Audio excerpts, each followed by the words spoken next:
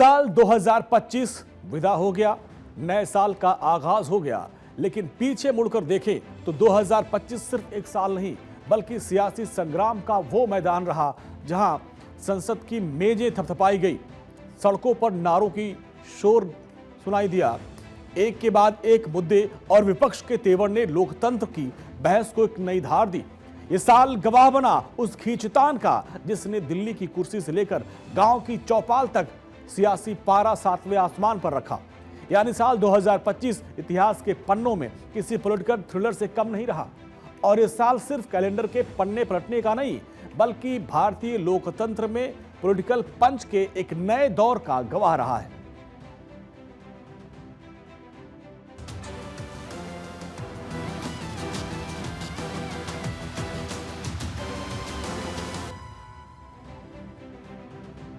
दो 2025 आधुनिक भारत के इतिहास का एक निर्णायक अध्याय नजर आता है। बीते साल भारत को सिर्फ तारीखें नहीं दी बल्कि ऐसे फैसले, बहस और आंदोलन दिए जिसकी गूंज संसद के गलियारों से निकलकर सड़कों तक सुनाई दी।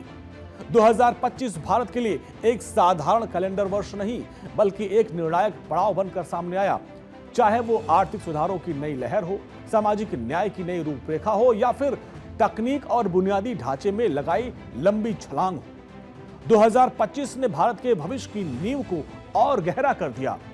2025 में मोदी सरकार के फैसलों और उन मुद्दों के बारे में आपको बताते हैं जिसने देश के लिए काफी अहम माना जा रहा है। जीवन खपा दिया है, पल पल खपा दिया।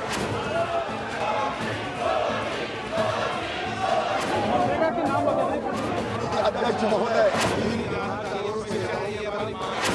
1950 अभिनव लोकमत के ऋषि आज आपने गांधी जी को कानून के नाम से हटाया। जी राम जी, वी विकसित भारत।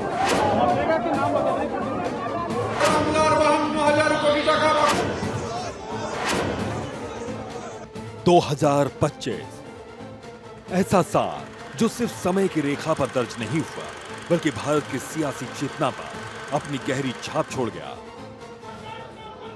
यह वो साल था जब भारत के राजनीतिक पटल पर उम्मीदों की कहानी कहता है। यह वह समय है जब लोकतंत्र की धुरी संसद से लेकर सड़क तक हर जगह सियासी गर्मी महसूस की गई। कई मुद्दे उठे, कई फैसले लिए गए जिन्होंने देश की दिशा तय की। 2025 का वर्ष भारतीय राजनीति के लिए अहम और खास रहा। लोकतंत्र के मंदिर में कई कानून बने जिसका सीधा सरोकार आम लोगों से जुड़ा है, तो कुछ कानून में बदलाव कर गरीबों को शक्ति दी गई। 2025 खत्म होने से महज कुछ दिन पहले संसद में वीबी जी राम जी बिल लाया गया। ये बिल मनरेगा का अपडेटेड वर्जन है। अब आप पूछेंगे कि ये वीबी जी राम जी बिल क्या है, तो सबसे पहले आप मनरेगा और वीबी जी राम जी बिल के बारे में जान लीजिए। मनरेगा का एम यानी Mahatma, G Gandhi, N national, R rural, E employment, G guarantee, A act, ये है मनरेगा। जबकि वीबी जी राम जी का पूरा मतलब है वी मतलब विकसित, बी भारत, जी मतलब गारंटी फॉर, आर रोजगार एंड ए आजीविका, एम मिशन, जी ग्रामीण। वीबी जी राम जी बिल से गरीबों को न केवल रोजगार की गारंटी दी गई बल्कि इसे मिशन के तौर पर मोदी सरकार लेकर आए। संसद में जब बिल पर चर्चा हुई तो विपक्ष इस पर आपत्ति जता रहा था, वहीं सत्ता पक्ष ने वीबी जी राम जी बिल को ग्रामीणों के लिए शानदार बताया। मेरा जो इस बिल पर ऑब्जेक्शन है सर, ये जो कानून है इसके तहत हमारे गरीब भाई बहनों को जो रोजगार की कानूनी गारंटी मिलती है, जो अधिकार मिलता है, वह इस योजना में मांग के आधार पर संचालित होता है। मतलब जहां जहां रोजगार की मांग है वहां इस योजना द्वारा 100 दिनों का रोजगार अनिवार्य है, देना अनिवार्य है। इसके साथ साथ केंद्र से इसके लिए जो पूंजी जाती है वो भी मांग पर आधारित होती है। यानी कि इस योजना के लिए जितने पैसे जहां भेजने हैं, कितने भेजने हैं, वह जमीनी परिस्थितियों पर आधारित होता है और मांग के आधार पर निर्धारित होता है। सर, इस विधेयक की अनुसूची 1 में उपनियम 4(1) और 4(2) द्वारा केंद्र को इजाजत दी गई है कि वे पहले से ही निर्धारित कर लें कि कितनी पूंजी कहां भेजी जाएगी। इससे संविधान के 73वें संविधान संशोधन को नजरअंदाज किया जा रहा है। मैं तो विस्तार से चर्चा करूंगा। ये बिल विकसित भारत के लिए विकसित गांव के निर्माण का बिल है, जिसमें 100 दिन जो रोजगार की गारंटी थी वो बढ़ा के 125 दिन कर दी गई है। हम रोजगार भी देंगे और 100 से बढ़ा के 125 दिन, लेकिन केवल रोजगार नहीं, जो महात्मा गांधी जी का सपना था स्वावलंबी गांव, वो स्वावलंबी, स्वयंपूर्ण, विकसित, गरीबी मुक्त और रोजगार युक्त गांव बनाने का ये बिल है। 2025 सिर्फ एक कैलेंडर ईयर नहीं, ये लोकतंत्र की परीक्षा का साल रहा। 2 विधानसभा चुनावों ने दिखा दिया कि जनता का मिजाज बदल रहा है या सत्ता की पकड़ अब भी उतनी ही मजबूत है। फरवरी में दिल्ली चुनाव, नवंबर में बिहार चुनाव। 2025 में राजनीति का सबसे बड़ा अखाड़ा रहे राजधानी दिल्ली और बिहार के विधानसभा चुनाव। इन चुनावों ने राष्ट्रीय राजनीति के समीकरणों को एक बार फिर से परिभाषित किया। दिल्ली में सत्ता परिवर्तन हुआ तो बिहार में रिकॉर्ड नंबर के साथ जीत। दिल्ली में आम आदमी पार्टी का दांव साख पर था तो बिहार में एनडीए का। दिल्ली में बीजेपी की शानदार जीत हुई और करीब 3.25 दशक के बाद दिल्ली में बीजेपी की सरकार बनी। सरकार बनाने के लिए बीजेपी और आम आदमी पार्टी की तरफ से कई सारे मुद्दे उछाले गए और आखिरकार बीजेपी की बात पर जनता जनार्दन ने भरोसा किया। साथियों, जब से मैंने आपदा का कच्चा चिट्ठा खोला है, तब से आपदा वाले तिल मिलाए हुए हैं। इन लोगों ने 10 साल तक दिल्ली को बेहाल रखा और आज लोग इन्हें आपदा कहते हैं। दिल्ली चुनाव के करीब 9 महीने बाद में बिहार में चुनाव हुआ। बिहार चुनाव के दौरान घुसपैठियों का मुद्दा सियासी बहस के केंद्र में रहा। इस मुद्दे पर प्रधानमंत्री नरेंद्र मोदी से लेकर केंद्रीय गृह मंत्री अमित शाह तक ने विपक्ष पर सीधा हमला बोला और घुसपैठ को राष्ट्रीय सुरक्षा से जोड़ते हुए सरकार के सख्त रुख को सामने रखा। चुनावी मंच से दिए गए उनके स्टेटमेंट ने न सिर्फ माहौल गरमाया बल्कि घुसपैठ के सवाल को बिहार की राजनीति में एक बड़े एजेंडे के तौर पर स्थापित कर दिया। ये आरजेडी कांग्रेस वालों की जमात, जरा कान खोल के मेरे बात सुन लो। जो भी घुसपैठियां हैं उसे बाहर जाना ही होगा। घुसपैठ पर ताला लगाना एनडीए की पक्की जिम्मेदारी है। जो नेता बचाव में खड़े हैं, जो घुसपैठियों को बचाने के लिए मैदान में आ जाए हैं, मैं जरा उनको चुनौती देता हूं। आप घुसपैठियों को बचाने में चाहे जितना जोर लगा लें, आप घुसपैठियों को हटाने के संकल्प पर काम करते रहेंगे। राहुल बाबा, कान खोल कर सुन लो। बिहार क्या, कहीं पर भी यात्रा निकाल दो, भाजपा का संकल्प है चुन चुन कर एक एक घुसपैठिए को हम बाहर करेंगे, एक एक। ये लालू और राहुल की पार्टियां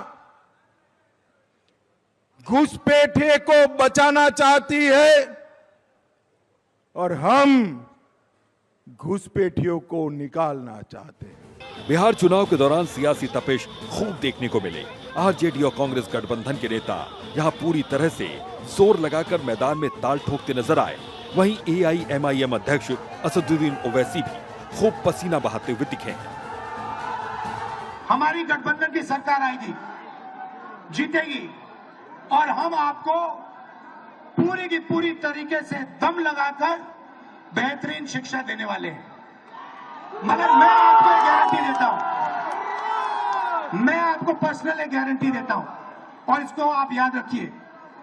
जिस दिन दिल्ली में इंडिया गठबंधन की सरकार आएगी, उस दिन मैं आपको बता रहा हूं कि नालंदा यूनिवर्सिटी जैसी यूनिवर्सिटी फिर से बिहार में खुली। किसको बोलता है? जिससे उसको डर है, उसकी कुर्सी को डर है, तो इल्जाम लगा के समझ रहा है कि ओवैसी के लोग या ओवैसी पीछे हट जाएगा। तेजस्वी जब तक जिंदा हूं, पीछे हटना मेरी फितरत में नहीं है। बिहार चुनाव से ठीक पहले यानी मॉनसून सत्र और कुछ दिन पहले खत्म हुए शीतकालीन सत्र में स्पेशल इंटेंसिव रिवीजन यानी SIR मुद्दा गरमाया रहा। न केवल संसद बल्कि सड़क पर भी SIR पर संग्राम दिखा। SIR के खिलाफ विपक्ष लामबंद रहा तो ट्रेजरी बेंच SIR के पक्ष में जमकर बल्लेबाजी करती दिखी। विपक्ष की मांग पर शीतकालीन सत्र में SIR को लेकर चर्चा हुई और इस चर्चा में नेता प्रतिपक्ष की तरफ से सवाल उठाए गए। By the way, you're talking about SIR in Bihar. Let me say something about SIR in Bihar. Why is it that after the SIR in Bihar, 1.2 lakh duplicate photos are existing in Bihar in the voting list? If you've cleaned up the voting list, why are there 1.2 lakh duplicates in Bihar? And we've not just proven this about Haryana. We have proven this in Karnataka. We have proven this in Maharashtra. सत्ता पक्ष की तरफ से SIR पर कई सारे वक्ताओं ने अपनी अपनी बात रखी और आखिरी में केंद्रीय गृह मंत्री अमित शाह ने सबका जवाब दिया। उन्होंने विपक्ष की तरफ से उठाए गए सवालों का जवाब देते हुए कहा कि घुसपैठिए तय नहीं करेंगे देश का PM और राज्यों के CM के बारे में। मूल मुद्दा है अवैध घुसपैठियों को मतदाता सूची में रखने। ये 200 बार भी बहसकार करेंगे, एक भी अवैध घुसपैठियों को इस देश में हम वोट नहीं देंगे। ये हमारे NDA का पॉलिसी है मान्यवर। डिटेक्ट मतलब ढूंढो, डिलीट करो, मतदाता सूची में नाम काटो और उनको डिपोर्ट करो। हम संवैधानिक प्रक्रिया कर डिटेक्ट, डिलीट और डिपोर्ट ये पूरा करेंगे। साल 2025 सिर्फ चुनावी नतीजों और रिकॉर्ड तोड़ मतदान के आंकड़ों तक सीमित नहीं रहा। यह साल उस मोड़ के तौर पर भी याद किया जाएगा जब लोकतंत्र की ताकत और राष्ट्रीय सुरक्षा का संकल्प एक साथ सामने आया। पहलगाम में हुए आतंकी हमले ने पूरे देश को झकझोर कर रख दिया और उसके बाद भारतीय सेना ने ऑपरेशन सिंदूर चलाया और दुश्मन पर जबरदस्त प्रहार किया। पाकिस्तान के सैन्य ठिकानों पर जबरदस्त हमला हुआ। 8 से ज्यादा पाकिस्तानी एयरबेस पर मिसाइल से स्ट्राइक की गई। हवाई हमले में पाकिस्तान के कई फाइटर जेट्स भी पूरी तरह से तबाह हो गए। भारतीय स्ट्राइक से रनवे और इंफ्रास्ट्रक्चर की बर्बादी हुई। भारतीय फौजियों की कार्रवाई से पाकिस्तान के हुक्मरानों से लेकर सेना तक को हिलाकर रख दिया। रहम की गुहार लगाने लगा पाकिस्तान। आखिरकार पाकिस्तान के आग्रह पर भारत ने मिसाइल अटैक बंद किया। इस पूरे मामले में बिन बुलाए मेहमान की तरह अमेरिका की एंट्री हो गई। विपक्ष को हंगामा मचाना शुरू करना था। संसद में फिर चर्चा हुई। विपक्ष की मांग पर सरकार ने खुलकर अपनी बात रखी और सरकार ने दुनिया को बताया कि भारतीय जांबाजों ने अपना टारगेट पूरा किया। डोनाल्ड ट्रंप 29 बार उन्होंने बोला कि भैया मैंने सीज फायर करवाया। अच्छा, अगर वो झूठ बोल रहे हैं तो अपने भाषण में यहां प्रधानमंत्री कह दें कि वो झूठ बोल रहे हैं। मैं आज दोबारा कह रहा हूं, ये भारत की स्पष्ट नीति थी, सुविचारित नीति थी, सेना के साथ मिलकर के तय की हुई नीति थी और वे ये थी कि हम आतंक, उनके आका, उनके ठिकाने, ये हमारा लक्ष्य है। और हमने कहा, पहले दिन प्रेस कॉन्फ्रेंस में कहा है कि हमारा एक्शन नॉन एक्सीलरेटरी है। ये हमने कह करके किया है और इसके लिए साथियों हमने हमला रोका। अध्यक्ष जी, दुनिया के किसी भी नेता ने भारत के ऑपरेशन रोकने के लिए नहीं कहा। संसद के भीतर भी और सड़क पर भी सरकार ने साफ कहा कि भारतीय फौजियों ने दुश्मनों को करारा जवाब दिया और उनकी साजिशों को पूरी तरह से नाकाम किया। यह सिर्फ एक सैन्य कार्रवाई की चर्चा नहीं थी, बल्कि एक राजनीतिक और राष्ट्रीय संदेश था कि भारत अब जवाब देने में हिचकता नहीं है। सरकार ने दो टूक शब्दों में दुनिया को बता दिया कि यह नया भारत है, जो अब केवल अपनी सीमाओं की रक्षा नहीं करता, बल्कि दुश्मनों के दुस्साहस पर ऐसा प्रहार करता है कि उनकी चौकियों से उठने वाला धुआं उसकी बर्बादी की कहानी खुद ब खुद बयां करता है। विपक्ष के हर सवाल और हर शक को सेना के पराक्रम की ढाल से पीछे धकेलते हुए सरकार ने साफ कर दिया कि जब बात तिरंगे की आन बान और शान और जवानों के बलिदान की हो, तो राजनीति के लिए कोई जगह शेष नहीं बचती।